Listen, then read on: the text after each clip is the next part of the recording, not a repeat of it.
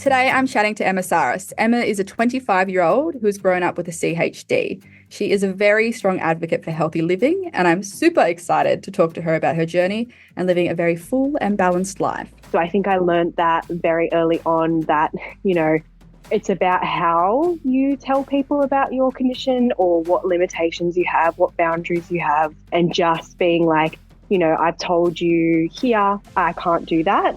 And I'm sticking to what I feel comfortable with. Before we begin, we would like to acknowledge the traditional owners of the land of which we record. We pay our respects to elders, past and present, who are part of the world's oldest continuing culture and the first storytellers. We acknowledge the importance of supporting health for all peoples, now and in the future. Aboriginal and Torres Strait Islander people are warned that this podcast may contain the voices and names of people who've passed. Thank you for being here. It's very exciting to be able to talk to you today. Where are you joining us from? I am in Sydney. Oh, stop it. I'm in Sydney. Oh my God. The best. Girl. Amazing. Fantastic. That's so good. First of all, obviously, we are on the podcast for Heart Kids. So I am, as always, as with every guest that we have, I guess tell me a little bit about who you are and a little bit about your heart. Sure. I have a little bit of a complex condition. I had aortic stenosis when I was younger, so I had a Fontan procedure to repair that. I had one at 1 day old, 4 months old, and 4 years old. I had patent ductus. I don't know if I'm saying that right. My mum always says I say it wrong. But when I was born, but that was fixed on the first surgery. But yeah, so I've had a few things. Yeah. Do you have a Fontan heart now? Do you have a Fontan bypass now? Yes. Same. Oh my gosh. The best. Love. Honestly, so good. So good. Are you on blood thinners? Sorry, I'm asking you all these very personal questions. No, that's okay. I'm just on aspirin. So 3/4 of it every night, except for Sundays. Don't know why the Sunday thing. Good for you. Oh my gosh. Yeah, I am they the were same. just like, not Sunday. not on the Lord's Day. I have aspirin too. I'm on 150 milligrams every day. Oh, amazing. Very nice. Very nice. Beautiful. I guess tell me a little bit about, obviously being a congenital condition. What was it like growing up with this condition? Tell me about what your childhood was like.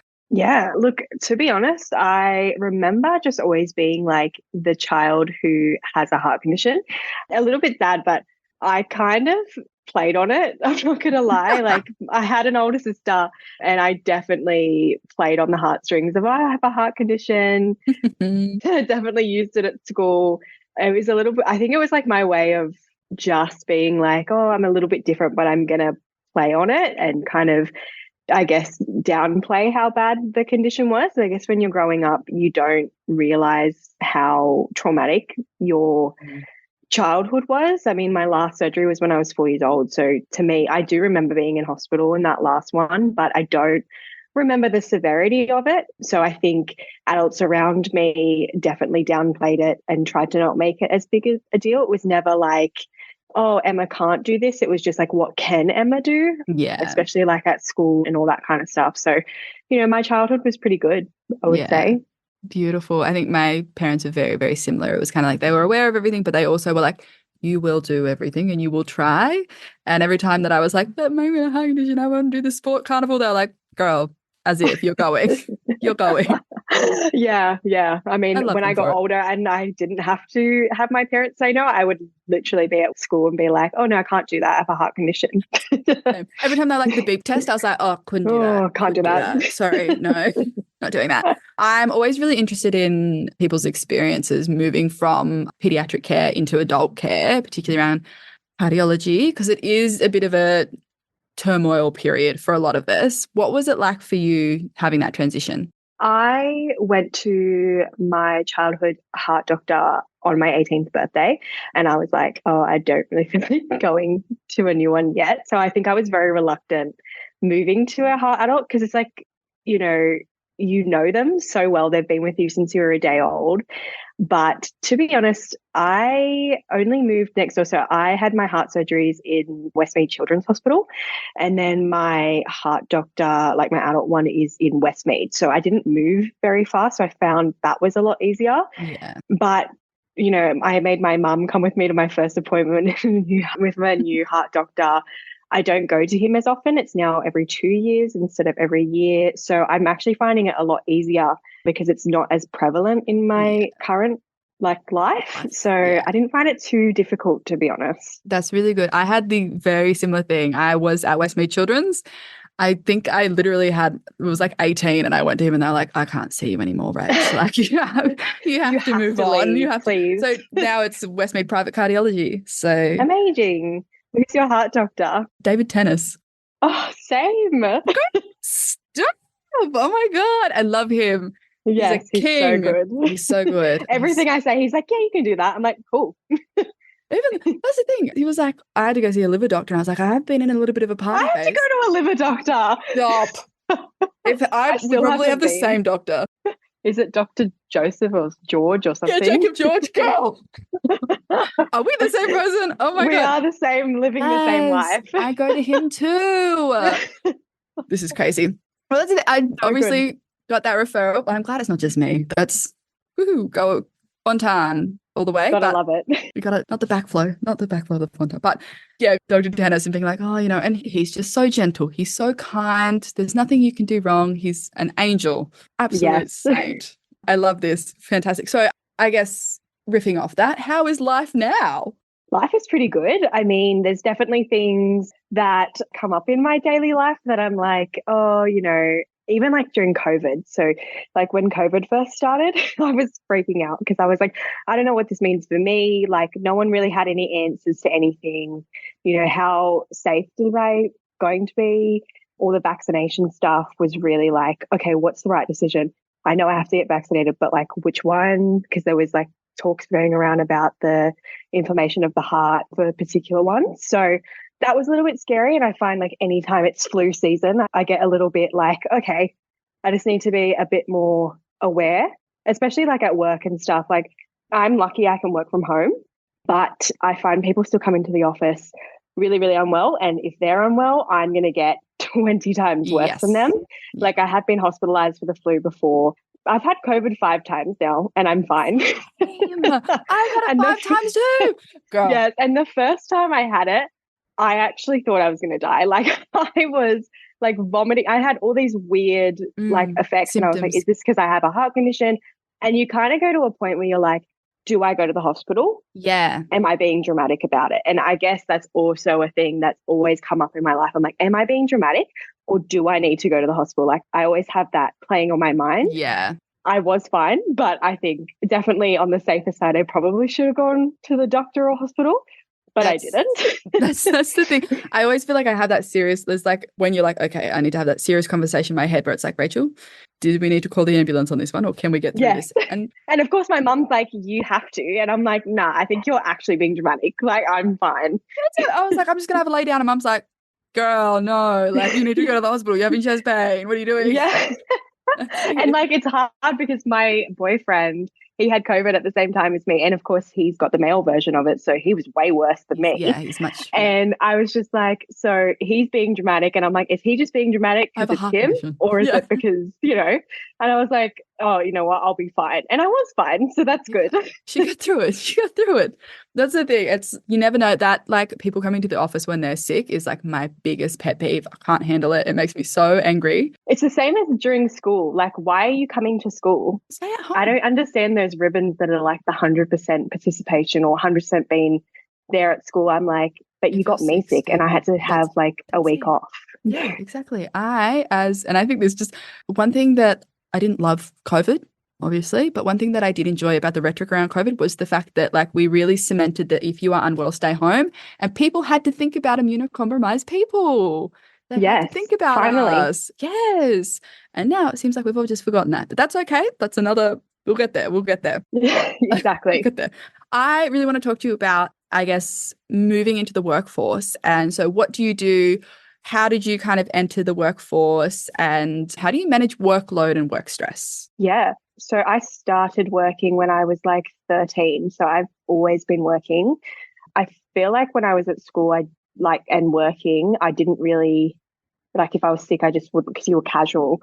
And then moving into a more corporate environment, I guess you had to have those conversations from the get-go. So I would actually have the conversations in my interview period and just let them know about my condition, because I don't believe like if I'm the best candidate for the job, then my condition shouldn't contribute to that factor.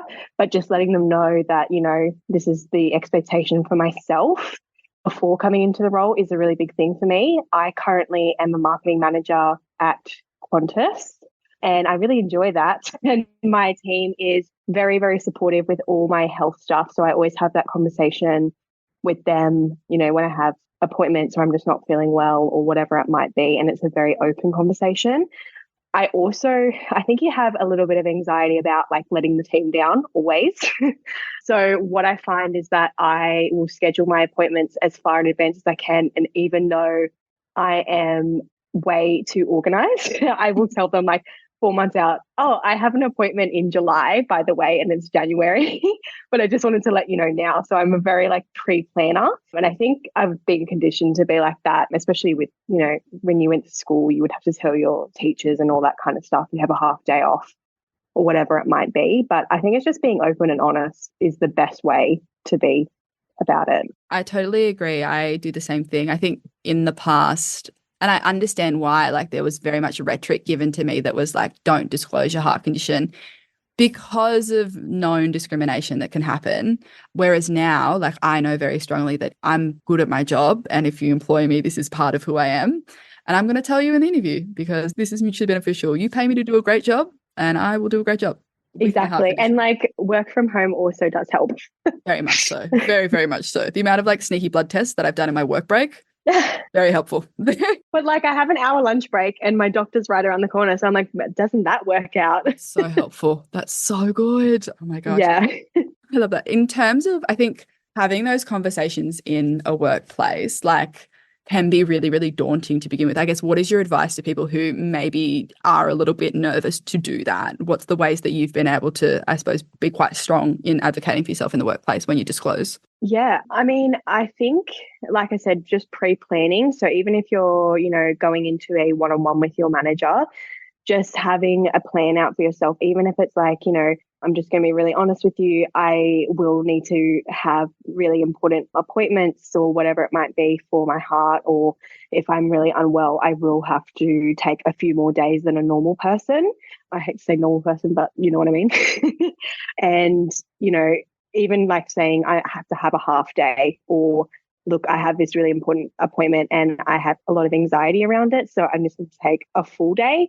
I guess it's just how you're feeling, dependent on what your situation is as well. But yeah, my best advice is just be as honest as possible, because, you know, what else are you supposed to do? Yeah, you've got to keep yourself safe in that kind of stuff too. Good communication Exactly. is the best thing that you do. I really loved what you said about, you know, if you do have anxiety around an appointment, to give yourself the space for that. How do you manage? And I think I love that a lot of the conversations that I have now with people are about how we manage our mental health alongside the heart condition. How do you not only look after your health, but also look after your mental health at the same time? Yeah, I go to therapy. It's the best thing. I only discovered it like a year and a half ago, but it really helps with just talking to someone who's so neutral and knows all the right things to say. And they give you like so many tips on how to, I guess, bring down that anxiety, even though I guess my biggest thing is anxiety is always going to be there. There's nothing in the world that you can do that anxiety is not going to be there or prevalent. But it's a way to kind of tone down and have conversations with yourself, little tips and tricks, whatever it might be, to bring that anxiety further down. And also, like, I just talk to my mum and my family and friends and just like have conversations about my appointments, to be honest. I'll be like, you know, I'm really feeling anxious about this, or I'm feeling like this, or what if this doesn't go well? And actually speaking to someone beforehand is really helpful. And if you have the ability, I always try and take someone with me, even if they're in the waiting room. Sometimes it's just nice to have someone there. Yeah, I think that's a great idea. I went and saw someone for about like appointment anxiety, and just the tips that like have a support person. I have, you know how you can change your wallpaper on iPhones? I have like the ocean for whenever I'm super stressed out, Beautiful. because we know that looking at a body of water for 10 minutes calms your central nervous system down. that vagus Does it? nerve. I have It so much does. anxiety about the ocean. I can't be in it. I can only look at it. Okay, good. That is the same. That's the thing. I love the aquarium. I'm obsessed with the aquarium because I feel like I can see it and not be part of it. Get out of my brain. Are we the same person? What is this? Oh my God. Actually, speaking on that note, though, I am super interested. Obviously, I feel like living with CHD and exercise is always a little bit of tension there. But I hear that you do Pilates. Tell I me, love Pilates. reformer, Matt, tell me. Yeah, I do reformer. I find it's like the best exercise for you.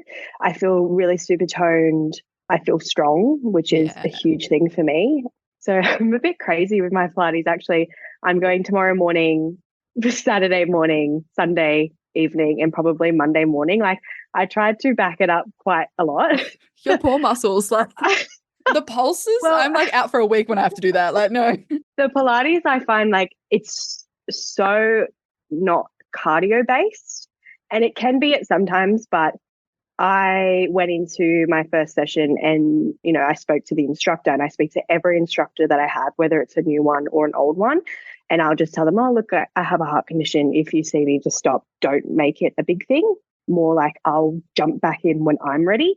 Because that can be quite daunting when there's You're like like, come 20 on people in now. your class and they're like, oh, you in the back, like, come on. And it's like, please don't Get yell up, at me. girls. Yeah. Like, I just need a moment. That's it. Quietly fix my form and say nothing else, please. Exactly, exactly. So look, I definitely, again, it's communication. So having that conversation, like, please don't, make a big deal about it. I'll just jump in when I'm ready, or I don't feel comfortable doing that exercise. I'm just going to modify it. I do that a lot as well. Yeah. Like I have had an incident before where I got really lightheaded and dizzy and I had to step out of the room. And that was fine. Like I just stepped out and I just went to the instructor and I just said, look, I'm just going to leave. Like I'm just not feeling it. So it's just knowing your body and just knowing when it's enough for yourself. Yeah. And I think that's it. Like you can get a lot of anxiety in those kind of settings, but knowing that like the best thing you can do is to speak up about how you're For feeling. sure. Yeah, Yeah. totally. Do you work with a personal trainer? What's the kind of setup like that you have? Yeah, I have worked with personal trainers previously. So I used to do kickboxing, which was really fun. But I would only do half an hour sessions. And obviously, my PT would know exactly when I'm saying no, like I'm not doing that, or no, I'm not feeling that today. You have fluctuations. Like when I have my period, I feel a little bit more fatigued than, I'm just going to say, I don't feel like doing any cardio based. Can we do more like mat work today or Yeah. whatever it might be? So yeah, just having, I think a personal trainer is a little bit better. I know they can be expensive, but better than a group class that isn't Pilates. All those like Not the hip. F45 and Yeah, the stuff, F45 definitely not. classes. Oh my God. They give me anxiety. That's it. I tried to do that and I was like, I just need people to stop yelling at me for 5 seconds. Yeah, I just need to like, it's the give me a yelling. minute. Give Why me are a you minute. yelling? That's it. I was like, I can't get this barbell off the ground. Stop screaming. But I think like to further what you said, like I know that sometimes there can be a bit of a tension between like if you have a medical condition, you should see an exercise physiologist and not a personal trainer, and like the knowledge that the person needs to have that's training you. Like I know that some people are a bit fussy with that kind of thing. But when it comes to a personal trainer, I think coming down to exactly what you've said, like my personal trainer doesn't have to know everything about my anatomy, but they do need to listen to me and what my body needs. So what is the value of, I suppose, vetting personal trainers and trying to find one that you would feel comfortable with? Yeah, I think it's just having that conversation. Like when you first meet a personal trainer, you can kind of gauge straight away whether they're going to actually listen to what you're saying or not. I was pretty lucky. I found one that was kind of independent, not in a big gym. She had her own Instagram and kind of chatted to her beforehand about it. And I could just tell straight off the bat that she was really knowledgeable about like exercise in general. So adding that on top of just her just being a genuinely nice person, that really helped with that decision of, okay, she's going to at least listen to me when I say stop. She's not a doctor. She doesn't know everything about me. But if I'm saying, no, I can't do that today, then she's listening, not just, oh, Emma doesn't want to do it just because she's lazy. Like that's not the case. It's just, I just can't push myself that far today. Yeah. I think that's the best. I had a PT once, nightmare. We had a routine. I would see him 3 times a week. On Wednesdays, we did core. The Tuesday before, I had gotten my Mirena out. So I've got my IUD out. And Oh, yeah. I'd gone to my PT session the next day and been like, can we do something that's not like, I can do arms? And he was like, no, we've got to do core. Oh, Oh, no. it was horrible. It was horrible. No, I never no, went no, no, back. no. Also, female PTs, I mean, male ones are great. I mean, I'm not trying to, but females just really get the go. They do get the go. Like they understand that when the girls aren't girling. Yeah. But that's the same as like I mean, not the same, but the same as the communication. Like I did Coogee to Bondi the other day. By the way, forgot how many stairs there was and how many hills there was. But I went with my boyfriend and he knows my condition. He knows me really well. So, when we have to just pull to the side, I'm just like, I just need 5 minutes or whatever it is. It's just having that like comfortability with people of like, they know, okay, like Emma just needs to step to the side for a second and we're all good to go. Yeah, totally. I'm actually really interested in terms of speaking of your partner, when you do start to date someone and you have that like disclosure conversation and this is, my condition and what was that like for you? Yeah. I mean, my boyfriend is the first boyfriend I've ever had, and we've been together for 4 years now. So I guess I've never had the conversation with anyone else. But I told him on our first date, I mean, he was just talking about himself. It's actually really funny. He had back surgery like 6 months before that or something like that. And he was going on all about it. And I was like, well, actually, I've had three open heart surgeries. Yeah. And it's just like, I've just one upped you like 20 times. Yeah, you thought you were a big man. Exactly. I'm like trying to win me over, but guess what? I love that. But I just had that conversation like on our first date. I was like, yeah, like I have a heart condition. Things are a little bit, different for me, but I don't, you wouldn't tell meeting me that there's anything really different about me. And I guess the more you get to know someone, the more things come out, like medical stuff comes up. And it's like, oh, they're not used to how this works because they've always gone to the hospital and had to wait 2 hours or 6 hours. But with me, like if I go to the hospital, it's like they just treat you like royalty, which is fantastic. But they're just not used to those and why. So it's just, I guess, getting comfortable with someone and going through things is really where they see it. Yeah. I think that's the biggest point is like nobody's going to know anything straight away. Like it takes time to learn these things because it took us time to learn this stuff, right? Like, yeah, still learning, Exactly. I'm trying my best. But I had I've been dating this person for a little while and I didn't see them for 2 weeks and it just kind of came out of nowhere. And I was like, is there a problem? Like, do you not want to see me? And he was like, oh, well, I was sick like at the start of the first week and I don't want to get you sick. So I'm waiting till like all of my symptoms are gone because I don't know. Nice. I know. But me being like, oh, we have a problem. Do you not want to see me?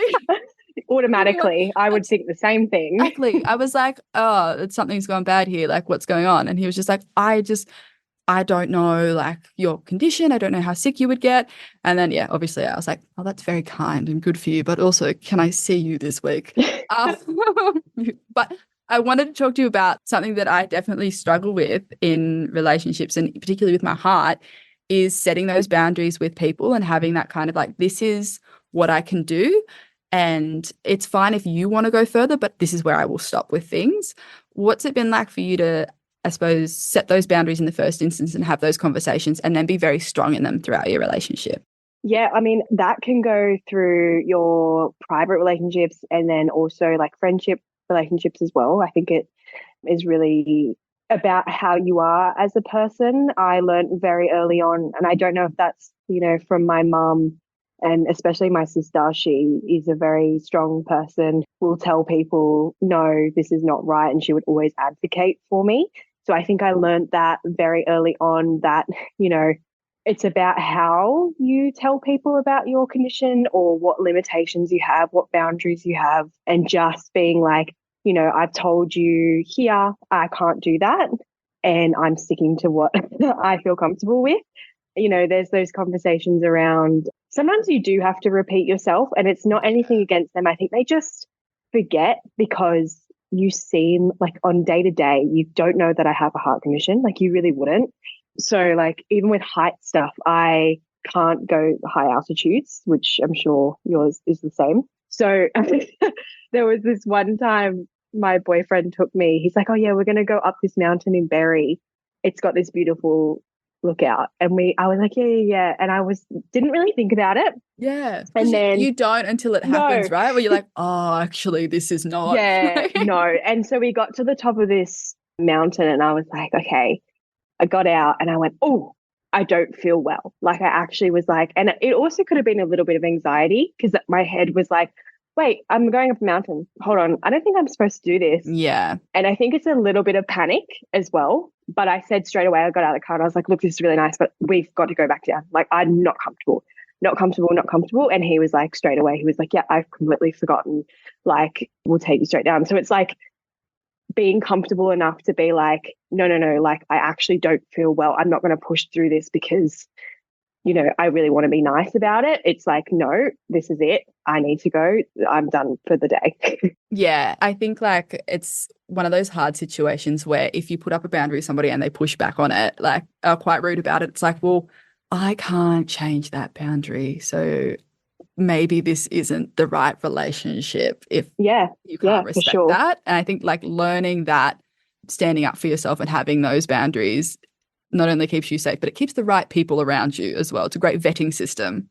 Yeah, for sure. And like you can even forget yourself that you can't do things. And I think like I find myself repeating myself a lot. I'll just be like, oh, you know, I can't go on that propeller plane, you know, like blah, blah, and like my partner will be like, oh, yeah, I already know that. I'm like, yeah, I just want to tell you. It's like you're repeating yourself, but it's like you're not trying to be like that. Yeah, but it's just, I'm just telling happens. myself actually, not just you.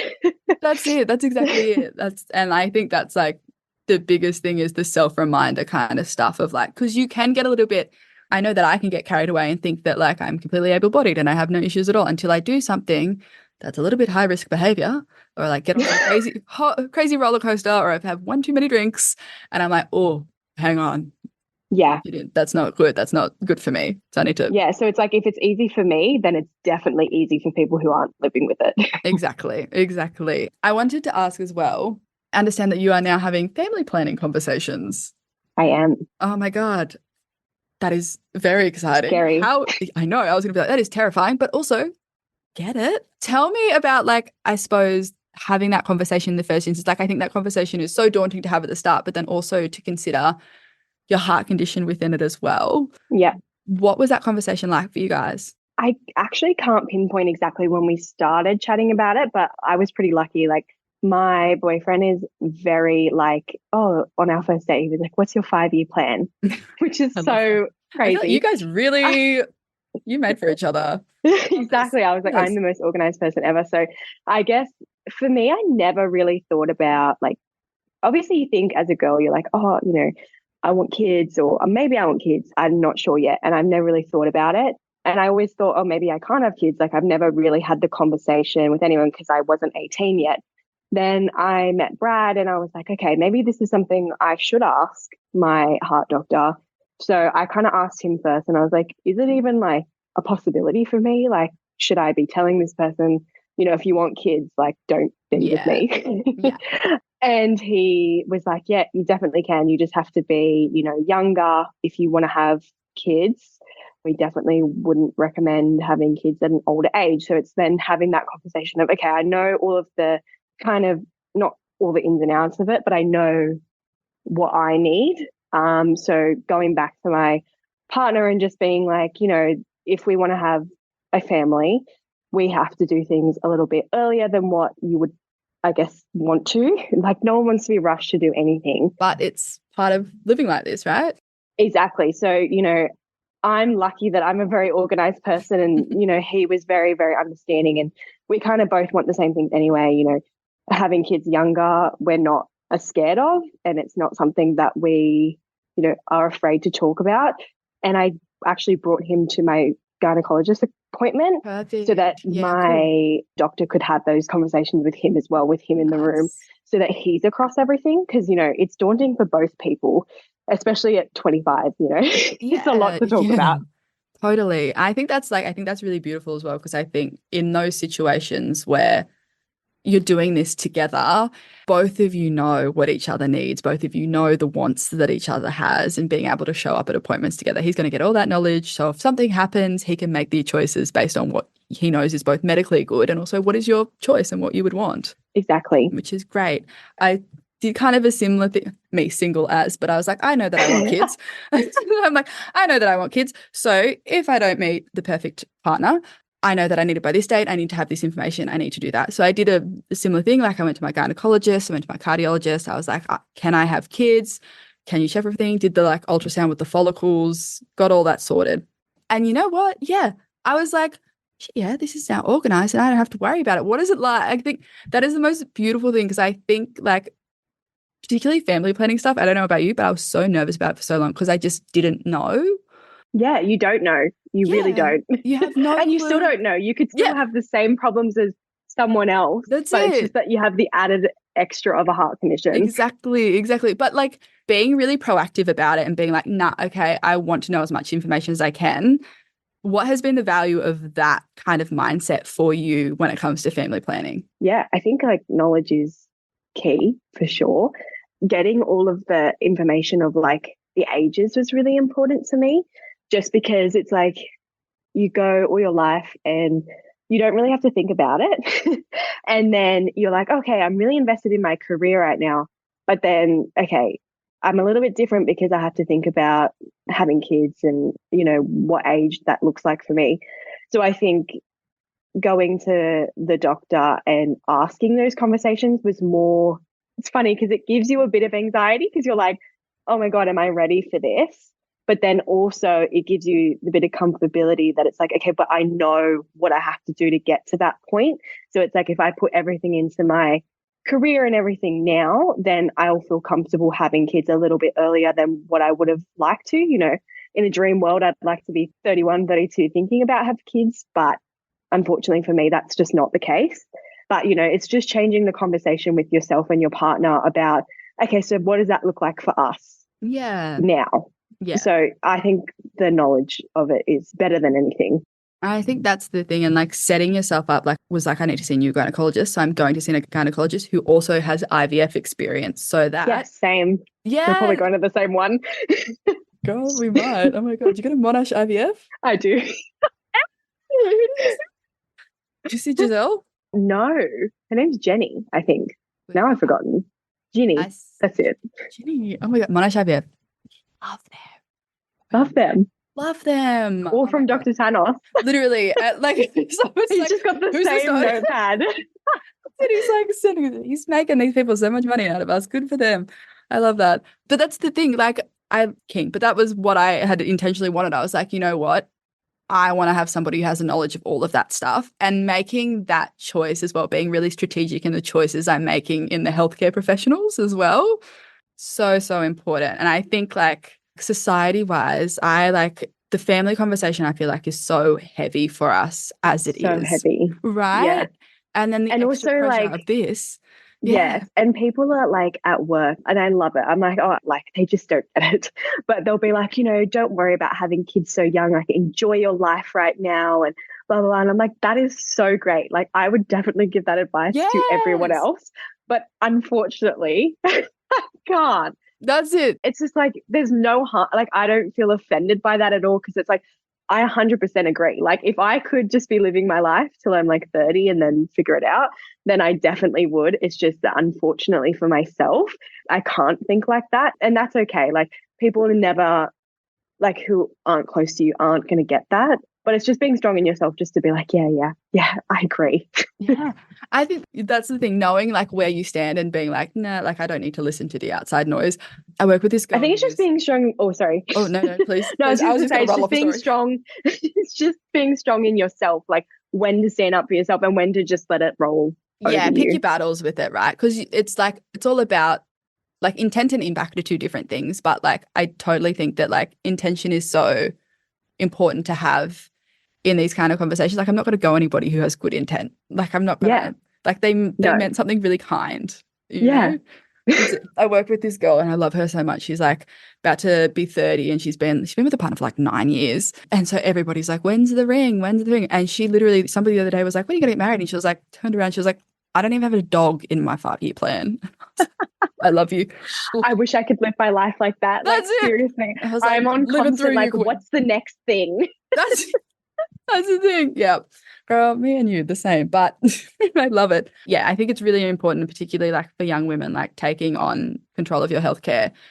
The family stuff is just like a whole other basket of pressure that you also take on. So being proactive, being organized, best thing you can do. Yes.